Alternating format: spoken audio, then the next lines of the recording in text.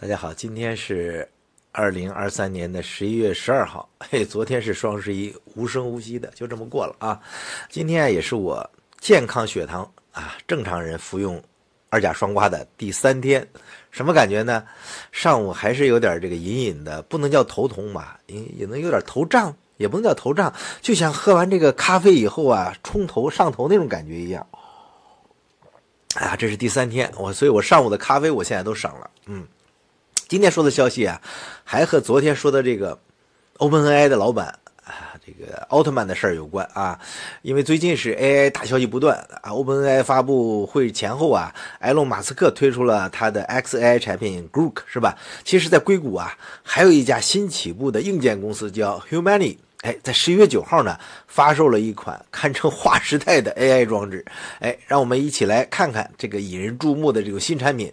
这个小小的圆形的像个徽章这样的玩意儿，它是一台强大的 AI 工具，将彻底改变我们和科技互动的方式。我们先看一下官方的视频。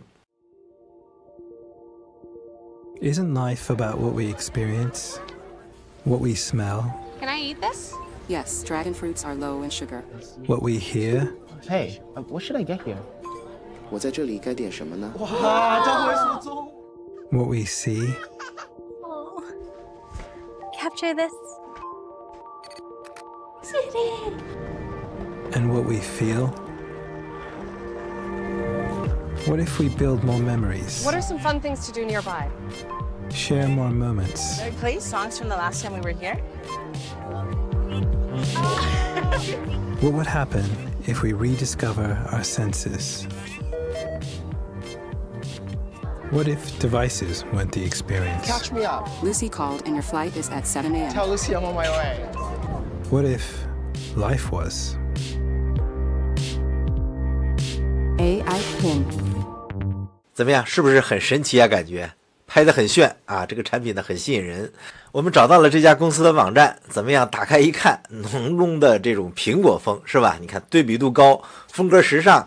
从网站上这个设计可以看到这家初创公司的品位是相当高的。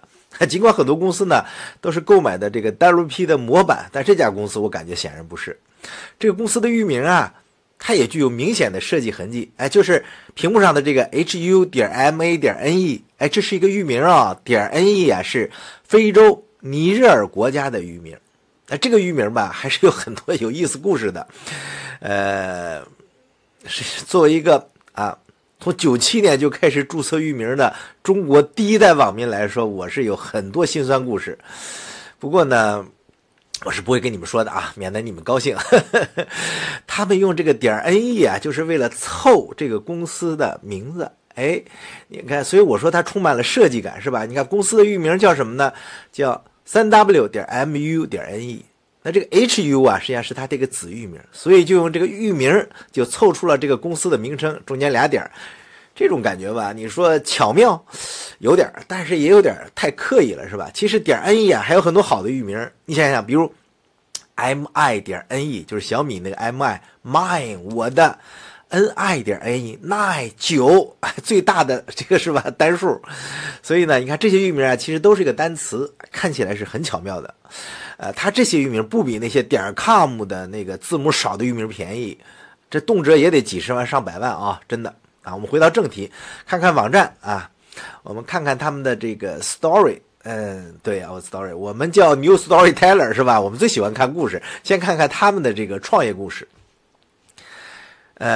这个男的叫 Ayman Chaudhry， 他在 Apple 工作了20多年，参与设计了许多著名的产品，比如像Macintosh、iPod、iPad、Apple Watch 和 iPhone 他因此在iPhone 设计上呢突出了这个用户界面和交互方式而得名有数千项的这个发明专利者他有署名的，就是数以千计的专利他有署名的。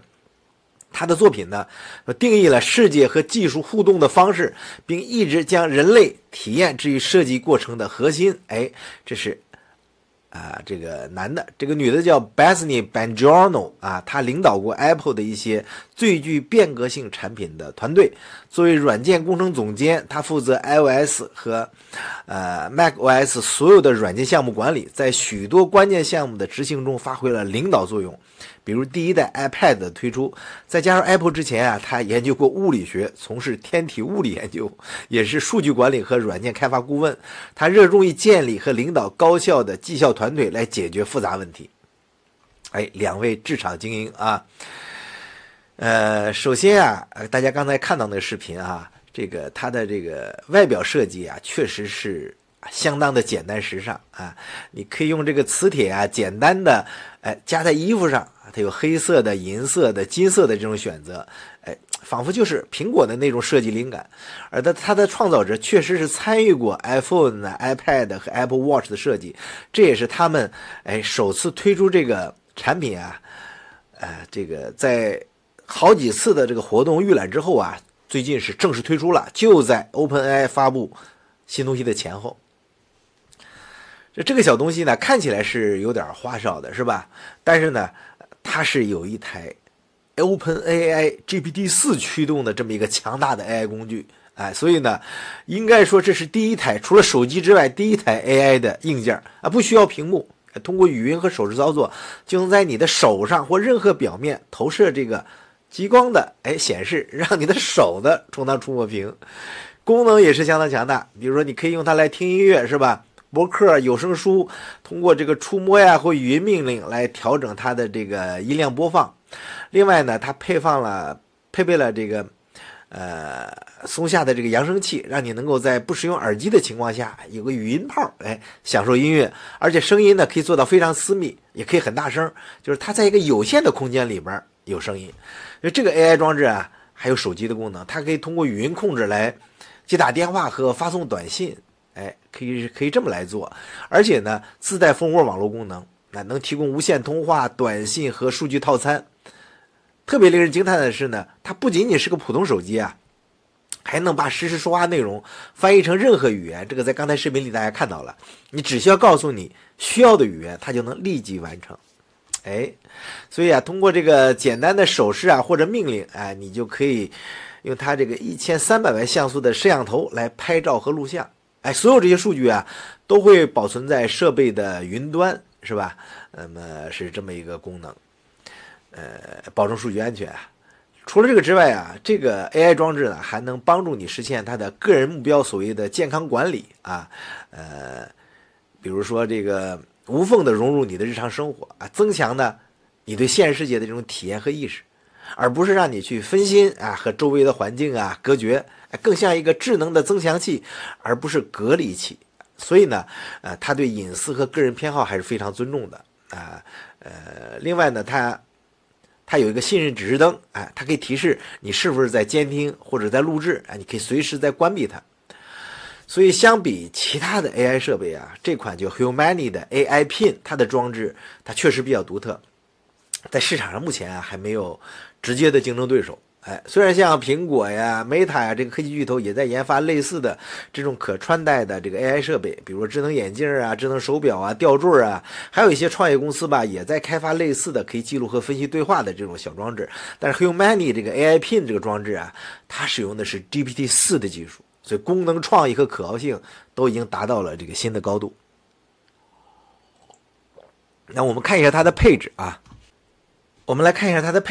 处理器采用的是8核的高通骁龙的芯片，这是高通公司的一个旗舰的移动处理器之一啊。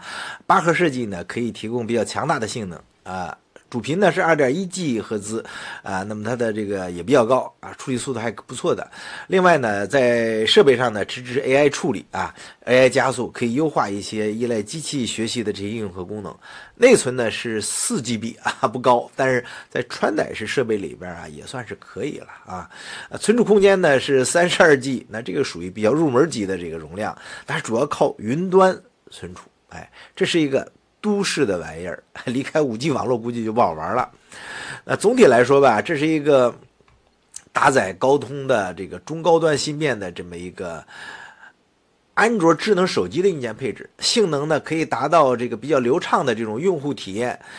但是存储空间呢还是比较紧张的，需要用户啊自己补充啊或者网络。那最核心的是呢，网站和各种发布会啊，它其实都没有说是什么操作系统，是安卓的穿戴式系统还是 Linux 下的自制系统，这个没说，我没有找到这个确切的说法啊。但是我确定啊，这个操作系统啊，应该极有可能是基于那种微内核架构设计的，采用模块化的这种组件来负责不同的功能。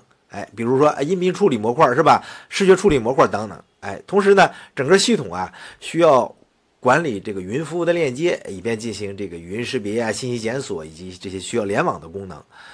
所以它专注于这个提供这种无缝的语音交互，或者这种身临其境的这个视听体验。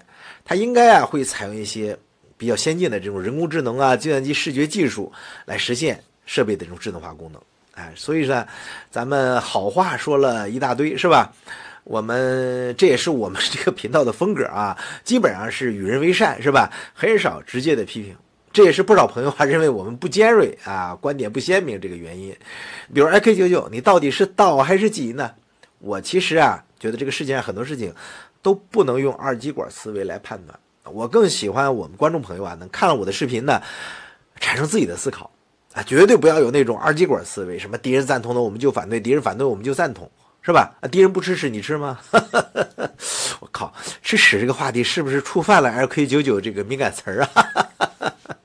其实这个小装置啊，如果从工业设计、创意各方面来说啊，都能获得大奖啊，什么红点啥的，我觉得都不在话下啊。但是它能否有用，还需要实际的检验。比如说这个语音交互啊，在很多场景下呀，语音操作甚至说话都是不方便的。再比如说这个视频通话、地图导航这些功能都会受到限制啊！你总不能这样开车吧，是吧？投影在手上，这个独特是独特了啊，但这真的不方便，真的方便不方便啊？所以在另外一个在强的阳光下，你这个投影是不是有效啊？作为一个穿戴式设备，价格是有点小高啊，$699。这个价格对于一个低配版的智能手机来说都是有点高了。另外每个月呢，你还需要支付额外的$24的订阅费用。所以这个 AI 功能是不是被高估了？现有的智能手机呢，实际上已经提供一部分的免费的 AI 助手功能。那 ChatGPT 的功能呢，它将来啊能否完美的适配说我们日常交互的这种场景呢，还是有悬念，是不是需要验证？实际上呢，这个产品的用户场景啊，我觉得并不宽，但适合那些极简主义的这么一个小众的人群啊，就像这个 Apple 的 Vision Pro 适合极客一样，对观众啊普通大众的吸引力，我觉得有限的。你觉得像最需要像这种产品的这个用户是谁啊？我觉得应该是快递小哥，但是对快递小哥来说，显然这个东西是太贵了，你觉得呢？还有一个就是徒步爱好者，问题是你离开了城市的5G， 你这个小盒子就没有任何的意义了，对吧？所以呢，单就设计理念来说啊，比如说减少了看屏时间啊，现代人看手机的时间啊，确实有点太多了，是吧？那么你采取这种手掌的交互方式，也增加了这个视线的依赖，你还是要看的，这和设计的理念也是相背离的。你视线总不能说，还是不能盯着外边风景啊，看着路，还是要盯着手掌。但是我们也应该看到啊，这个作为第一代产品，是吧？它还是具有相当的这种创新性和探索意义的。你看这2位创始人的名字叫 Imran Chaudhry， 这是一个印度裔的名字Bethany Bengiorno， 他是一个意大利人的名字。然后他们在美国创新制造出了一款新的 AI 产品。我不知道他们是第几代移民啊，是不是另外一个希克斯基故事的这个翻版但是这种发明创造以及概念性的探索，他们还在继续，我们还在追赶。但就这款产品来说呀，我还是很期待看到它是如何融入使用者的日常生活的那年初我录过几十期的关于 AI 的这个短视频也提到这个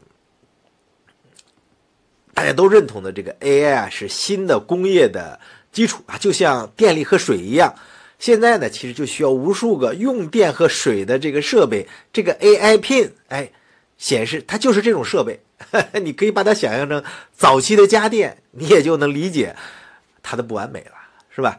所以你对这个 Humani 的这个 AI Pin 装置有什么想法？是一项突破呢，还是短期炒作？你现在是会购买，还是期待以后更好的选择？欢迎你在评论区分享你的想法同时呢，不要忘了订阅我们的频道会获取更多的关于人工智能和科技的视频。